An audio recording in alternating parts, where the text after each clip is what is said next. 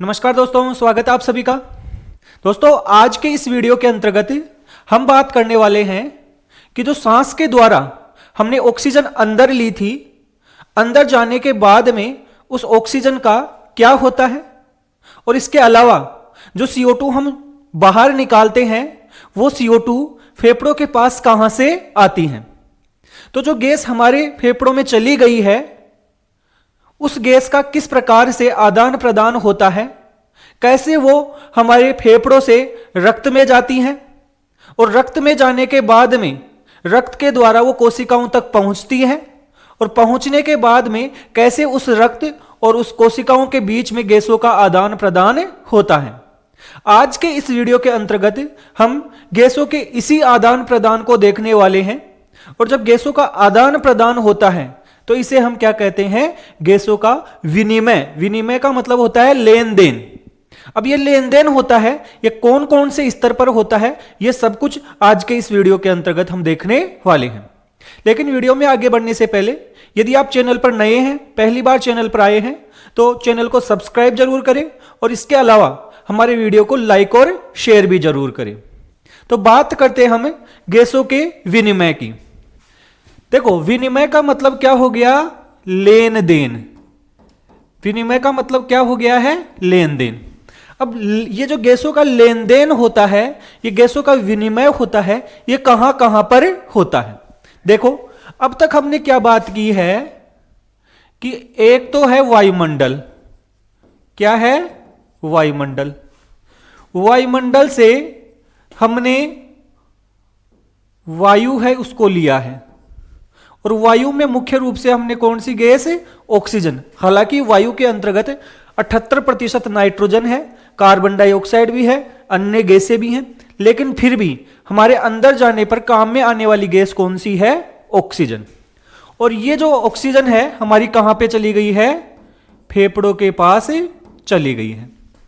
और फेफड़ों से हमने वायुमंडल में वापस कौन सी गैस छोड़ी है? CO2 गैस छोड़ी है।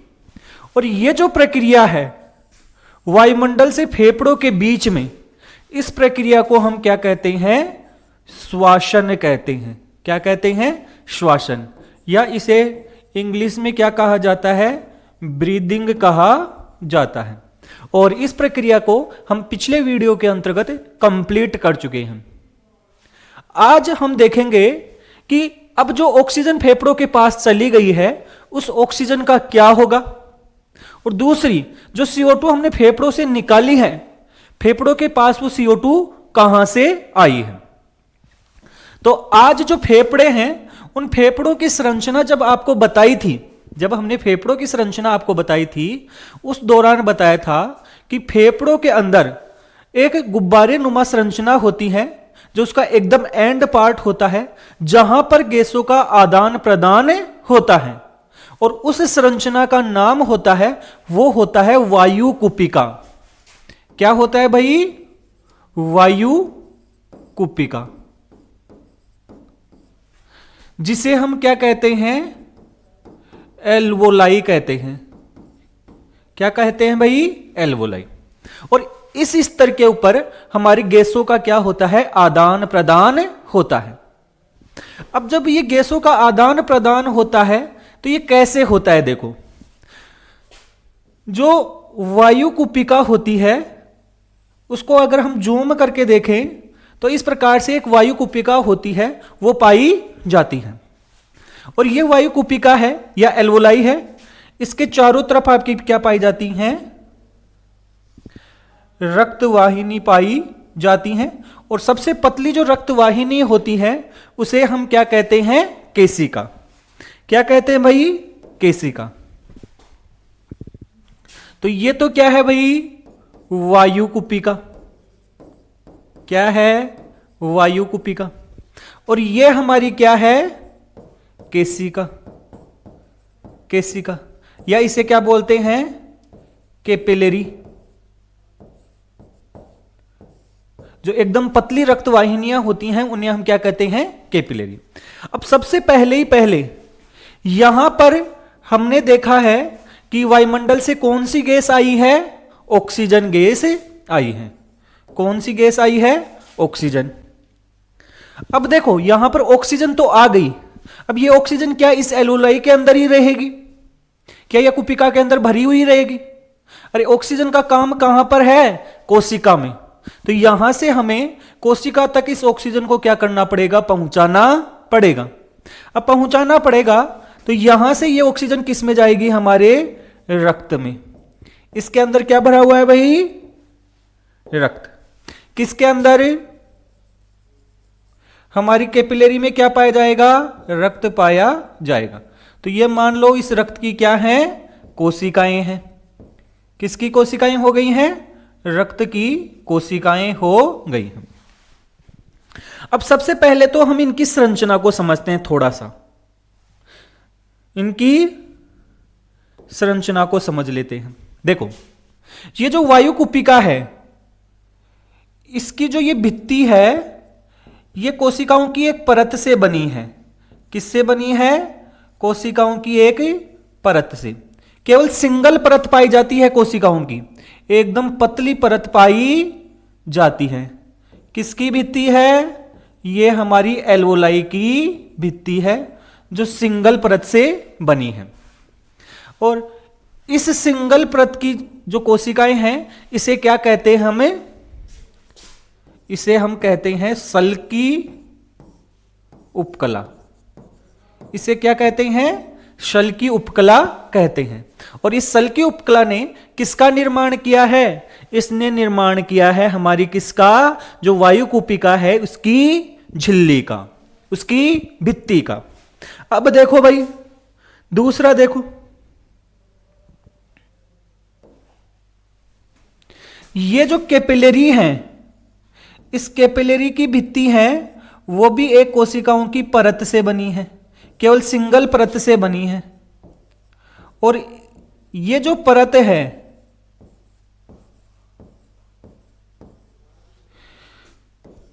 इसे हम क्या बोलेंगे? ये भी सल्की कोशिकाओं से ही बनी है, अंतस्थीसियम।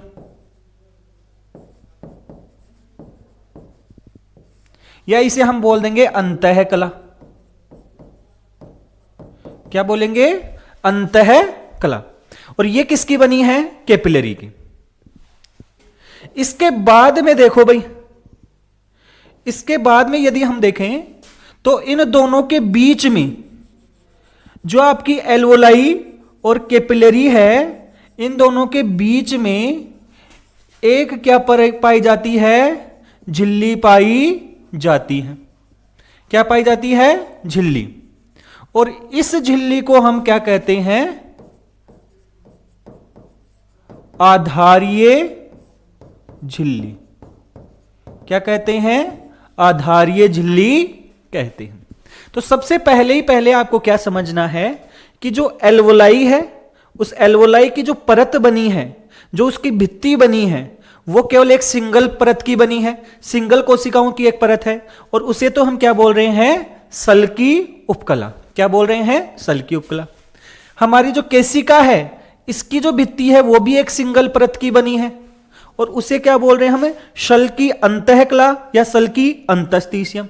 और इसके बीच में एक क्या पाई जाती है? अकोशिकीय परत पाई जाती है। कैसी परत पाई जाती है? अकोशिकीय परत, जिसे हम क्या कह रहे हैं? आधारीय झिल्ली। क्या कह रहे हैं? आधारीय झिल्ली कह रहे हैं। अब देखो ये ऑक्सीजन है, यदि इस ऑक्सीजन को यदि आपकी एल्वोलाई से कहां आना है? हमारी केशिका में आना है। किस में आना है? केशिका में। कहां आना है? केशिका में। तो किस किस चीज को पार करना पड़ेगा? एक तो पार करना पड़ेगा इस सल्की उपकला को। पहले नंबर पर तो किसको पार करना पड़ेगा? सल्की उपकला। दूसरे नंबर पर किसको पार करना पड़ेगा? आधारीय झिल्ली। ये दूसरे नंबर पे पार करना पड़ेगा। और तीसरे नंबर पर हमें किसको पार करना पड़ेगा? कौन सी परत को? अंतःकला। किसकी अंतःकला? केशिका की अंतःकला। इन तीन परतों को पार करके आपकी ऑक्सीजन यहां जाएगी। और रक्त में जो CO2 की मात्रा, रक्त में जो CO2 है, इसकी मात्रा जो ज्यादा है वो कहां जाएगी? हमारी एल्वोलाई के अंदर जाएगी। और ये एल्वोलाई है, इसके अंदर जो ये CO2 आ गई है, ये फिर कहां जाएगी? आपकी बाहर निकल जाएगी जब हम नाक के द्वारा सांस बाहर छोड़ते हैं। तो आपको ध्यान रखना है कि जो गैसों का आदान प्रदान होता है वो आपकी एल्वोलाई जो आपकी फेफड़ों में पाई जाती है और रक्त की जो केशिका है अर्थात कैपिलरी है, इसके बीच में होता है। और इसके बीच में होने के लिए इसको 3 झिल्लियों को पार करना पड़ता है। कितनी झिल्लियों को? 3 झिल्लियों को पार करना पड़ेगा। और ये तीनों झिल्ली मिलकर आपकी किसका निर्माण करती हैं? विनिमय सतह का निर्माण करती हैं। किसका निर्माण करती हैं? विनिमय सतह। तो भाई मैं लिख देता हूं विनिमय सतह। विनिमय सतह, या फिर इसको क्या बोल दो? विनिमय झिल्ली। किस चीज का विनिमय होगा? O2 और CO2। किसका? O2 और CO2 का।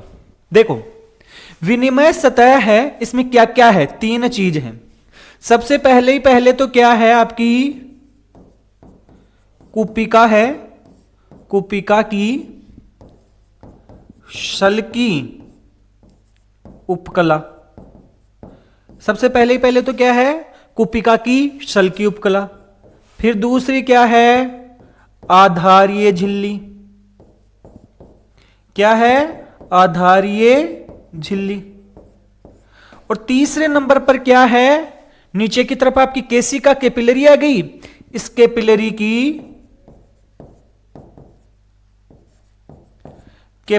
की शल्की अंतःकला। देखो ये नाम लग रहा है ना शल्की, यहां पर भी शल्की। शल्की मतलब कोशिकाओं का एकदम प्रकार होता है, एकदम जो चपटे प्रकार की कोशिकाएं होती हैं। जैसे अगर ऐसे एकदम चपटे प्रकार की कोशिका हैं, इनको हम बोलते हैं सल्की कोशिका। ऐसी अगर आपकी क्यूब के जैसी वर्गाकार कोशिका है, कई कोशिकाएं ऐसी लंबी कोशिकाएं होती हैं खंबे के जैसी। तो अलग अलग कोशिकाओं के क्या होते हैं? प्रकार होते हैं। तो यहां पर जो ये कोशिकाएं हैं एकदम चपटी चपटी कोशिकाएं हैं, इसी कारण इनको क्या बोल रहे हैं? सल्की कोशिकाएं बोल रहे हैं।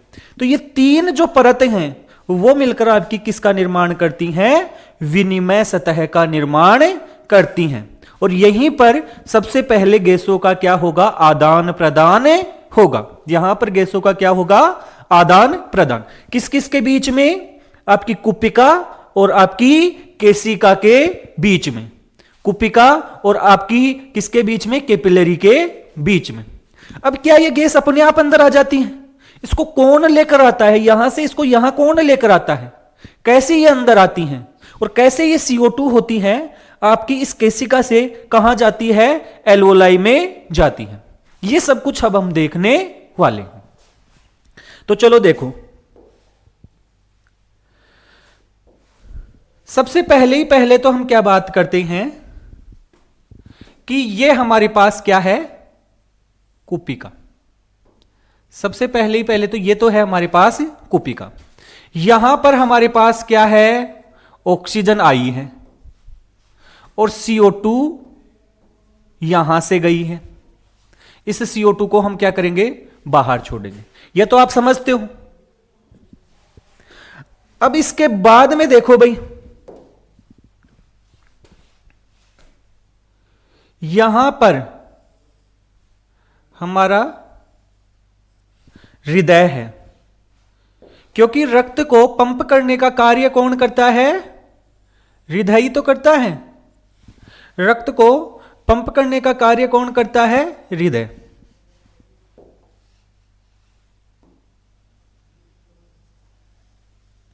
ये समझ लो हमारा क्या है? हृदय। और इसके बाद में यहां पर देखो, यहां पर ऐसे समझ लो ये हमारे क्या हैं? उत्तक। ये क्या है? उत्तक अर्थात कोशिका। तो ये तो हमारी क्या है? कोशिका, जहां पर हमारे क्या काम में आने वाले हैं? ऑक्सीजन काम में आने वाली है। अब कोशिकाओं से जो रक्त होता है, कोशिकाओं से जो रक्त होता है वो आपकी शिराओं के द्वारा कहां जाता है? आपके हृदय में जाता है। शिराओं के द्वारा कहां जाता है? हृदय में चला गया। और हृदय के कौन से आलिंद में जाता है? आपके दाएं आलिंद में, यहां पर चला गया। दाएं आलिंद से यह आता है आपके दाएं निलय में, अर्थात आपका राइट वेंट्रिकल है उसमें आता है। और यहां से यह एक धमनी के द्वारा किसके पास जाता है? फेफड़ों के पास जाता है। किसके पास जाता है? फेफड़ों के पास जाता है। और इसको हम नीला क्यों दर्शा रहे हैं भाई? क्योंकि इसके अंदर किसकी कमी है? इसके अंदर ऑक्सीजन की कमी है। यह हमारा एक तरीके से अशुद्ध रक्त है। अब इसके बाद में आपका क्या होता है? इस रक्त को वापस लाया जाता है। किसके द्वारा? एक सिरा के द्वारा। और कहां डाल दिया जाता है? आपके हृदय के दूसरे हिस्से में। हृदय का दूसरा हिस्सा है आपका लेफ्ट एट्रियम, अर्थात आपका बायां निलय। और यहां के बाद में यह कहां आता है? आपके लेफ्ट वेंट्रिकल में, अर्थात बाएं निलय में। और यहां से यह रक्त होता है आपका कहां पहुंचता है? कोशिकाओं तक। तो यह तो हमारा रक्त होता है, वो कैसे लेकर जाता है? ध्यान से देखो भाई, ये तो क्या थी हमारी कूपिका। क्या थी? कूपिका, या जिसे हम बोल रहे हैं एल्वोलाई। ठीक है। यहां से रक्त को लेकर कौन आ रहा है? तो ये एक सिरा है जिसे हम क्या कहते हैं? फुफ्फुसीय सिरा। क्या कहते हैं? फुफ्फुसीय सिरा। ये इस रक्त को लाती है और कहां डाल देती है? आपके बाएं आलिंद में। ध्यान से सुनना, ये फुफ्फुसीय सिरा सामान्य तौर पर इस सिराओं के अंदर कैसा रक्त बहता है? अशुद्ध रक्त। अशुद्ध का मतलब जिसमें ऑक्सीजन की क्या हो? कमी। लेकिन ये इसका अपवाद है भाई। ये जो फुफ्फुसीय सिरा है इसमें किसकी मात्रा ज्यादा होती है? ऑक्सीजन की मात्रा ज्यादा होती है। यहां से आने के बाद में रक्त है आपके बाएं आलिंद में आया, बाएं आलिंद से बाएं निलय, और बाएं निलय से आपके क्या होता है? धमनियों की सहायता से। किसकी सहायता से? धमनियों की सहायता से कहां पहुंचता है? आपकी कोशिकाओं तक पहुंचता है। यहां कोशिकाओं में उस रक्त में से ऑक्सीजन को काम में ले लिया जाता है और उसके बाद में यह रक्त किसको लेकर जाता है? CO2 को। कहां लेकर जाता है? आपके हृदय के कौन से हिस्से के अंतर्गत? या आपके हृदय के जो दायां आलिंद है उसमें लेकर जाता है। दाएं आलिंद से कहां आता है? दाएं निलय में। और यहां से फिर यहां जाता है। तो ये वाली है वो क्या है? सिरा।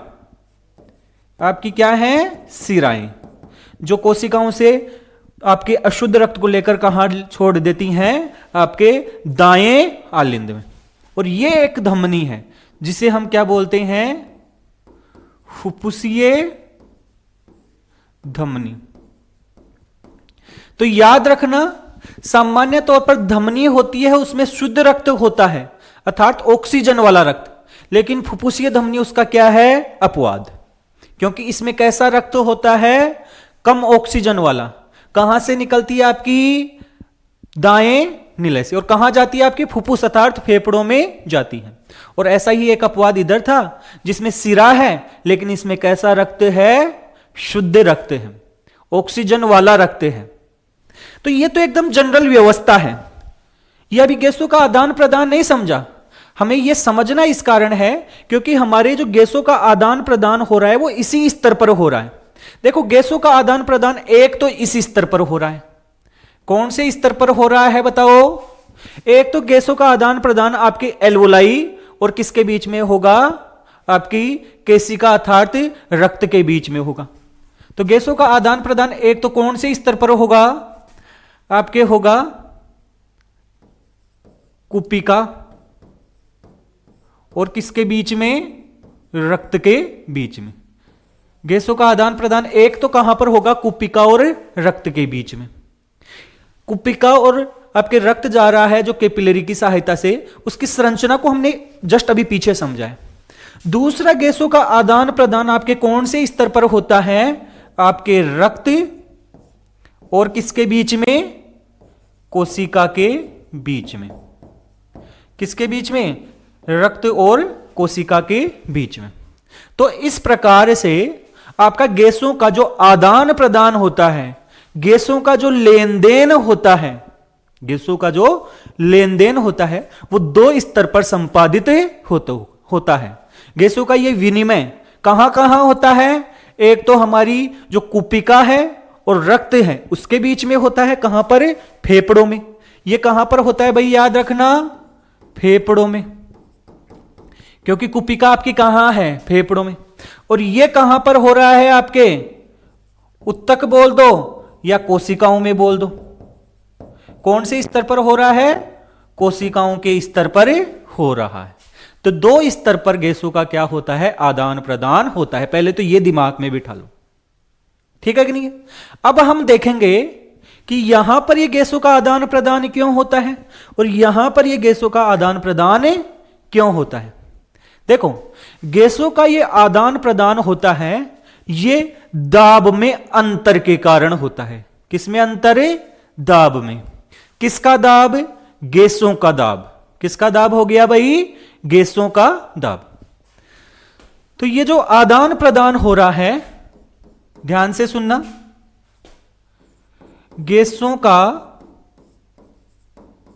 आदान प्रदान, आदान प्रदान जो हो रहा है, अर्थात जो विनिमय हो रहा है, जो गैसों का विनिमय हो रहा है, वह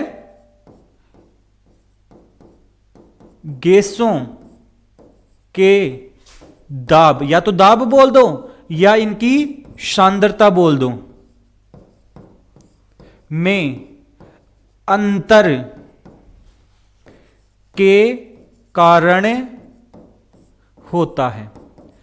इनमें अंतर होता है गैसों के दाब में, और उसी के कारण से इन गैसों का क्या होता है, आदान प्रदान होता है।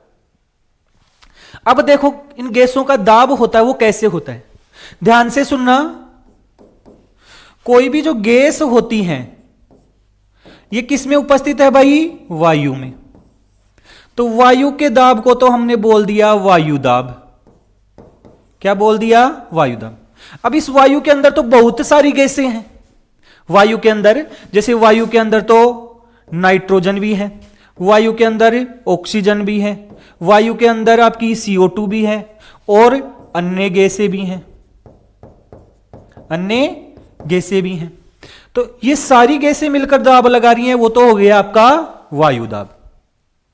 लेकिन हमारे कौन से काम का दाब है, हमारे लिए तो कौन सा दाब काम का है, एक तो ऑक्सीजन का दाब काम का है और एक किसका दाब काम का है, CO2 का।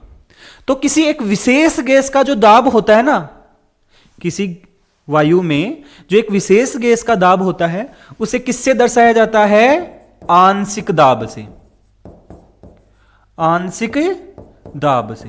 और यह आंशिक दाब होता है, वास्तव में कुछ नहीं होता है, वायु के अंदर, वायु में विशेष गैस होती है, कोई विशेष गैस, जैसे CO2 हो गई, जैसे ऑक्सीजन हो गई, विशेष गैस का क्या होता है, दाब होता है।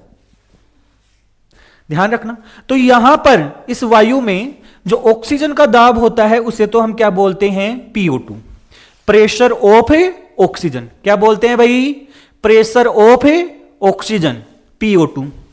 और CO2 का दाब होता है उसे क्या बोलते हैं, PCO2, अर्थात प्रेशर ऑफ CO2। किसका हो गया है, CO2 का दाब। तो याद रखना, हमें याद करना पड़ेगा कि जो ऑक्सीजन का दाब है वो, और आपका CO2 का दाब है ये हमारे काम में आने वाले हैं। हमारी कुपिका और रक्त के बीच में इन गैसों के दाब में क्या पाया जाता है, अंतर पाया जाता है। ध्यान से सुनना, कभी भी गैसों का आदान प्रदान होगा तो वो इनकी सांद्रता में या इनके दाब में अंतर के कारण ही होगा। तो यहां पर भी दाब में अंतर है और यहां पर भी दाब में क्या है, अंतर। भाई यहां पर भी आपके एल्वोलाई और रक्त के बीच में गैसों के दाब में अंतर है और यहां पर आपकी कोशिका और रक्त के दाब के बीच में अंतर है। अब वो अंतर कितना है, कैसा है, वो हम समझने वाले। उसको समझने से पहले आपको थोड़ी सी एक बात समझना है। सबसे पहले ध्यान से सुनना कि जो हमारी वायु है, जब ये वायु आपकी कहां आई, फेफड़ों में। कहां आई है, फेफड़ों में। तो फेफड़ों में कौन सी गैस आ गई है, ऑक्सीजन। कौन सी गैस आ गई है, ऑक्सीजन।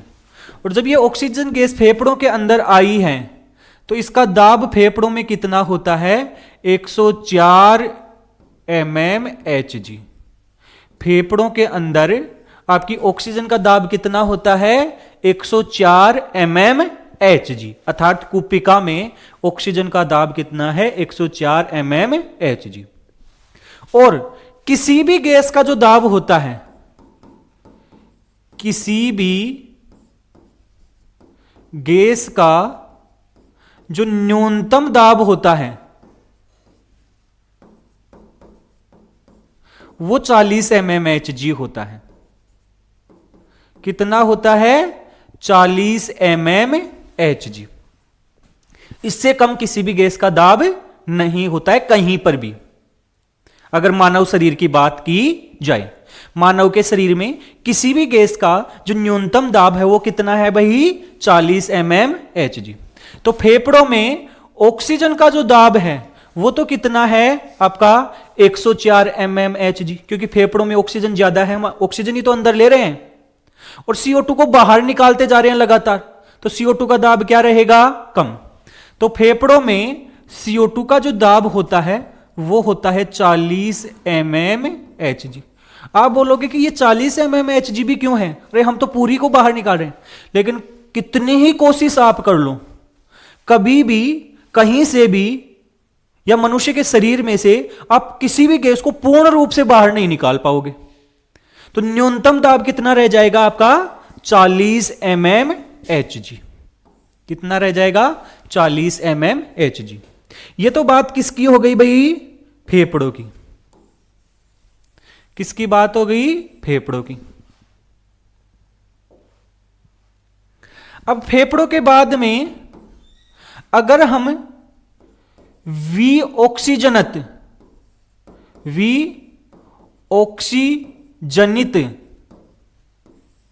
रक्त की बात करें, विऑक्सीजनित रक्त या जिसे हम बोल रहे हैं अशुद्ध रक्त। कौन सा रक्त बोल रहे हैं, अशुद्ध रक्त। इस अशुद्ध रक्त की बात करें तो आप खुद ही सोचो भाई, अगर रक्त अशुद्ध है इसका मतलब उसमें ऑक्सीजन की मात्रा तो है कम और CO2 की मात्रा है ज्यादा। CO2 की मात्रा क्या है, ज्यादा। तो यहां पर जो ऑक्सीजन होता है इसकी मात्रा क्या होती है, कम। और आपको बताया है अभी, कहीं पर भी मनुष्य के शरीर में किसी भी गैस की जो न्यूनतम मात्रा है वो कितनी रहने वाली है, 40 mmHg। तो ये हो गई है आपकी 40 mmHg। CO2 ज्यादा है, CO2 क्या है, ज्यादा। और CO2 ज्यादा है भाई, प्रेशर दर्शा रहे ना तो PO2 बोलेंगे और यहां PCO2 बोलेंगे। यहां पर आपके विऑक्सीजनित रक्त में ऑक्सीजन की मात्रा सदैव क्या रहेगी, कम या न्यूनतम, और वो रहेगी 40 mmHg। और CO2 की मात्रा रहेगी ज्यादा। आप खुद समझ सकते हो कि भाई हमारा जो अशुद्ध रक्त है उसमें तो CO2 ज्यादा ही है। और CO2 ज्यादा से ज्यादा कितना होता है, ध्यान से सुनना। CO2 हमारे रक्त में ज्यादा से ज्यादा कितना पाया जा सकता है, वो पाया जा सकता है आपका 45 mmHg। कितना पाया जा सकता है, 45 mmHg। ये वैल्यू आपको याद रखनी है, एग्जाम में पूछे सकते हैं।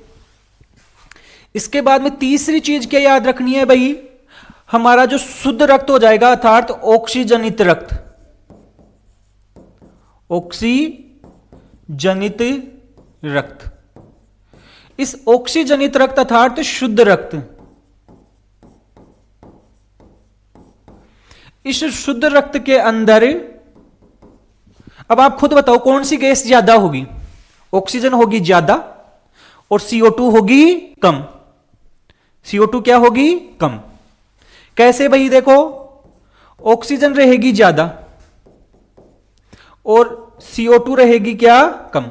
और न्यूनतम कितनी होती है? कम का तो हमें पता है, कोई सी गैस हो कितनी रहेगी? 40 mmHg। कितनी रहेगी? 40 mmHg। और ज्यादा से ज्यादा कितनी हो सकती है आपकी? देखो, ऑक्सीजन है, रक्त में हम कितना ही डाल दे, कितना ही डाल दे, फिर भी रक्त में हमारी ऑक्सीजन है वो 95 mmHg से ज्यादा नहीं हो सकती है। अर्थात ये कितनी हो जाएगी? 95 mmHg। अब ये mmHg क्या है? जैसे किसी भी चीज को नापने की एक इकाई होती है। आप बोलो कि आपका वजन कितना है, तो आप वजन बताओगे किसी ना किसी इकाई में तो बताओगे। अरे आप ऐसे बोलोगे ग्राम में है या किलोग्राम में है या क्विंटल में है, कोई ना कोई तो इकाई बताओगे। उसी प्रकार से दाब को नापने की जो इकाई होती है वो होती है mmHg। तो ऑक्सीजनित रक्त होता है अर्थात शुद्ध रक्त होता है, उसमें ऑक्सीजन ज्यादा होती है, इस कारण 95 mmHg, और CO2 कम होती है और न्यूनतम मान कितना होता है आपका? 40 mmHg। तीन चीजों में समझ गए। चौथी चीज कौन सी बच गई भाई? हमारी बच गई कोशिका। क्या बच गई है? कोशिका।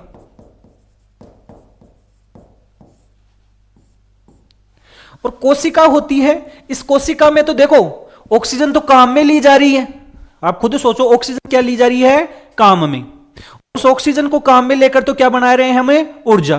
तो ऑक्सीजन सदैव कम रहने वाली है। ऑक्सीजन क्या रहने वाली है? कम। और बन कौन सी गैस रही है? CO2। कौन सी गैस बन रही है भाई? CO2 गैस बन रही है।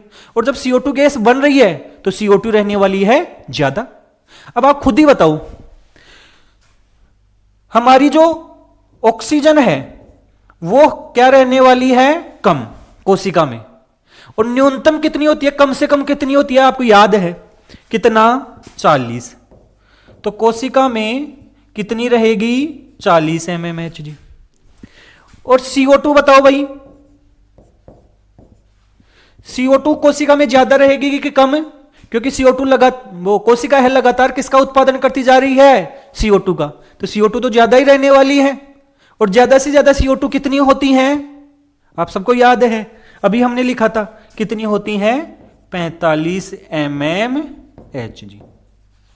तो ये हमने हर जगह पर, हर जो जगह है वहां पर जो ये दोनों गैसें हैं, ऑक्सीजन अर्थात O2 और CO2 का दाब कितना रहता है उसको देख लिया है।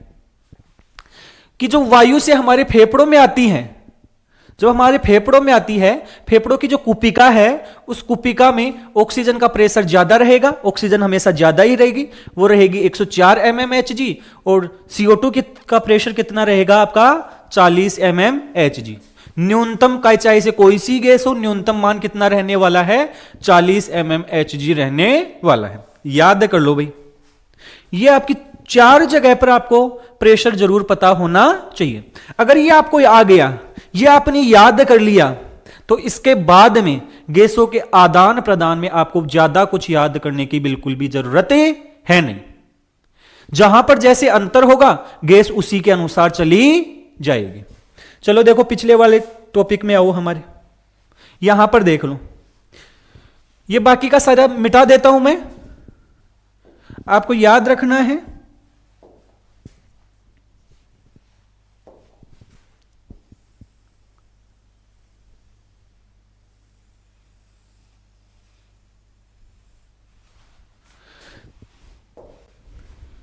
देखो भाई, अब आपको पता चल गया कि गैसों का आदान प्रदान यहां पर होने वाला है, यहां पर होने वाला है। यहां पर देखो ये कैसा रख, पहले एल्वोलाई में देख लो। एल्वोलाई के अंतर्गत आपका ऑक्सीजन का प्रेशर कितना है भाई? PO2 आपको पता है कितना है?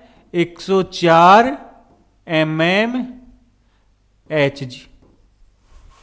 और CO2 का प्रेशर कितना है?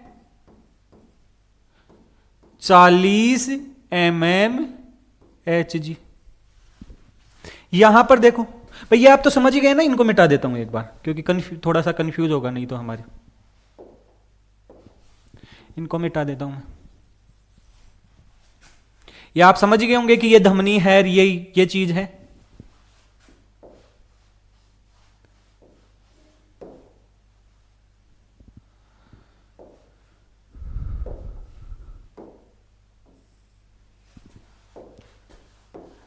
चलो आ जाओ, यहां पर हमने कुपिका में देख लिया प्रेशर ये है, और यहां देखो ये आपका कैसा रक्त नीला वाला दिख रहा है ना, इसका मतलब यहां V ऑक्सीजनित रक्त है, और V ऑक्सीजनित रक्त है तो यहां पर ऑक्सीजन तो क्या है, कम, और कम से कम कितना होता है 40 mm Hg, और CO2 है ज्यादा, और वो कितनी है 45 mm Hg।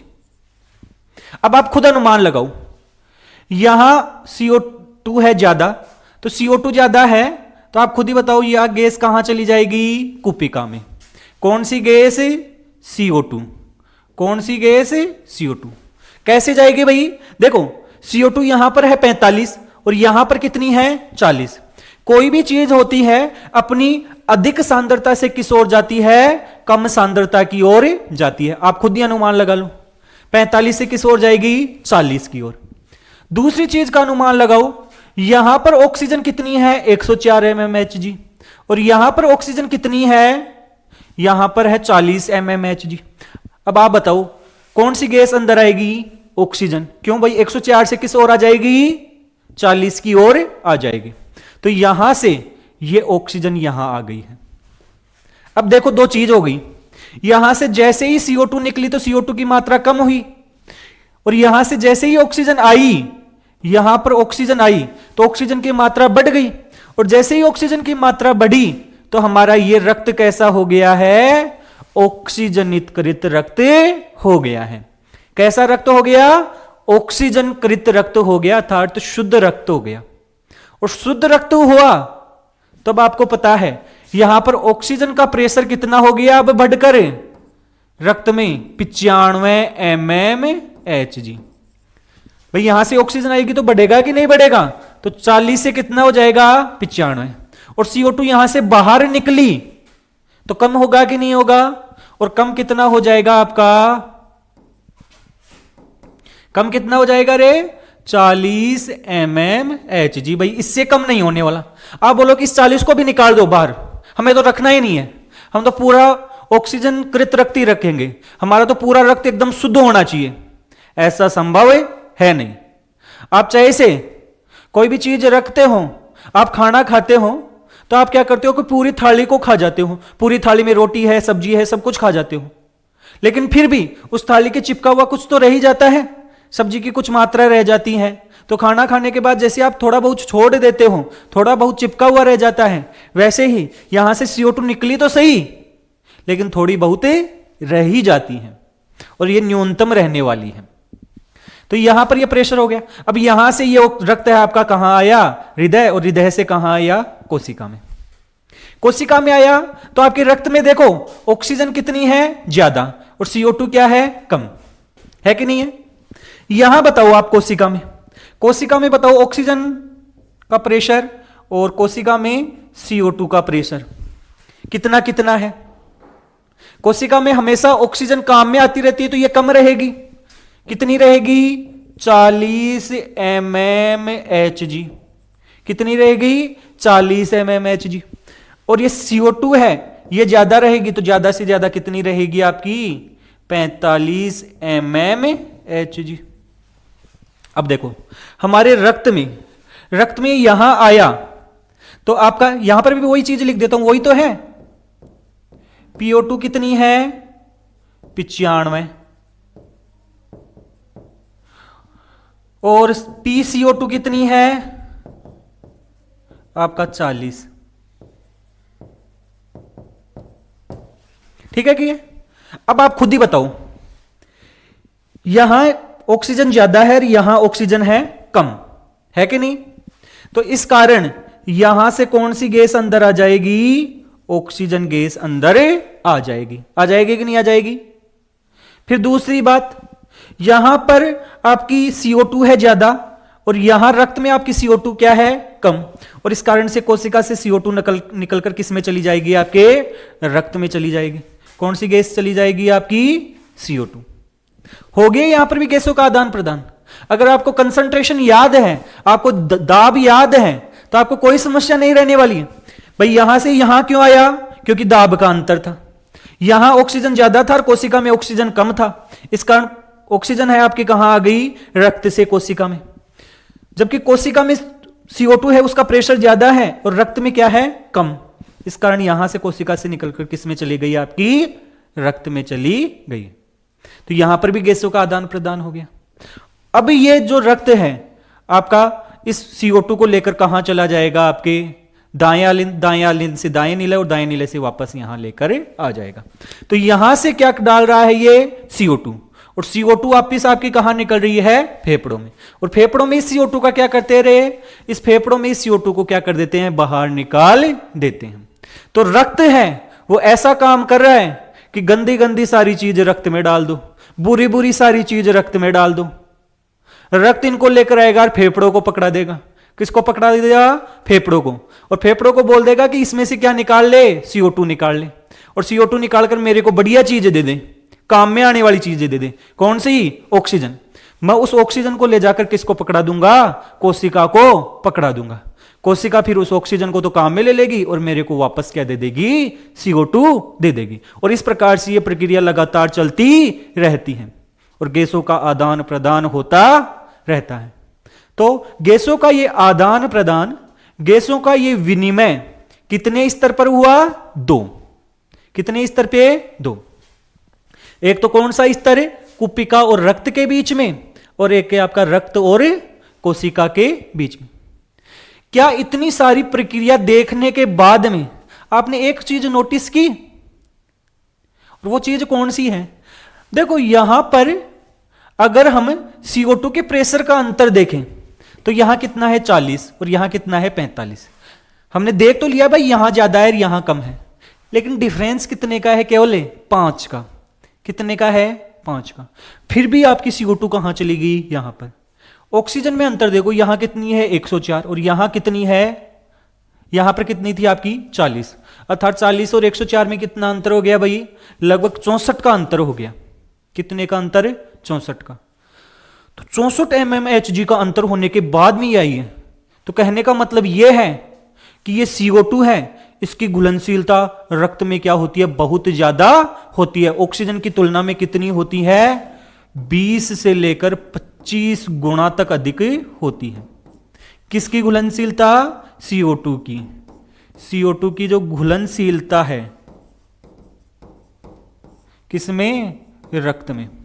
इस कारण अगर कम प्रेशर भी है, केवल 5 mmHg का अंतर है, फिर भी कहां चली जाती है, आपकी रक्त में चली जाती है, या रक्त से आपस किस में चली जाती है, आपकी फेफड़ों में चली जाती है। तो याद रखना CO2 की घुलनशीलता है वो ऑक्सीजन की तुलना में ज्यादा है, किसके साथ, रक्त के साथ। तो यह सब कुछ हमने बताया है कि गैसों का आदान प्रदान, गैसों का विनिमय कैसे होता है। हमने पहले किसकी संरचना को पढ़ा, कुपिका और वो कैपिलरी थी उसकी संरचना को पढ़ लिया, और उसके बाद में जो ये गैसों का आदान प्रदान है वो कैसे हो रहा है, कौन से स्तर पर हो रहा है, क्यों हो रहा है, वो देख लिया है। और इस वीडियो के अंतर्गत सबसे इंपॉर्टेंट जो चीज है वो ये है कि हमें किसका अंतर पता होना चाहिए, अलग अलग जगह पर ये जो दोनों गैसें हैं इनके दाब का अंतर पता होना चाहिए। इनके दाब का मान कितना होता है वो पता होना चाहिए। और ये आपका पता करना या याद करना इतना भी मुश्किल नहीं है, बस आप थोड़ा सा दिमाग लगा लेना कि कौन सी जगह पर कौन सी गैस ज्यादा होगी और कौन सी गैस कम होगी। जहां पर जो गैस बिल्कुल कम है या कम रहने वाली है वो तो याद बिल्कुल ही नहीं करना। कितना करना है, 40। कितना करना है, 40 mmHg। CO2 जहां पर ज्यादा रहने वाला है, जहां जहां पर भी CO2 ज्यादा रहने वाला है वो कितना याद करना है, 45। कितना याद करना है, 45। ऑक्सीजन की 2 चीज याद करनी है, कुपिका में 104, कुपिका में कितना, 104, और रक्त में कितना, 95। बस यही याद करना है। ये 3-4 चीज याद हो गई तो ये पूरी टेबल याद हो गई। और ये याद हो गया तो आपका गैसों का आदान प्रदान वाला टॉपिक बिल्कुल तैयार हो गया। इस वीडियो को कम से कम 2 बार देखें।